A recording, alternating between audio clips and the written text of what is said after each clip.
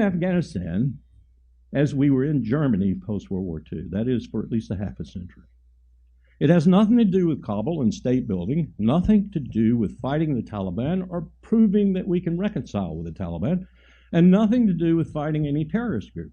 It has everything to do with three primary strategic objectives. And I really, as a military officer, as a professional, I don't necessarily object to these objectives, but I believe the American people probably ought to be told about them, and there ought to be a debate as to whether or not they want to spend their money on these objectives. First objective is to be in the place that Donald Rumsfeld discovered was the most difficult country in the world to get military power into in 2001, and take my word for it, it is.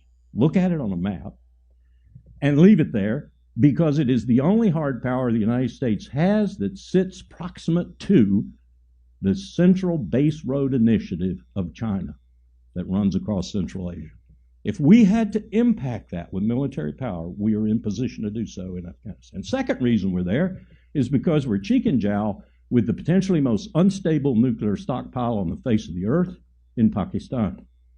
We want to be able to leap on that stockpile and stabilize it if necessary. And the third reason we're there is because there are 20 million Uyghurs, and if the CIA has to mount an operation using those Uyghurs, as Erdogan has done in Turkey against Assad, there are 20,000 of them in Idlib in Syria right now.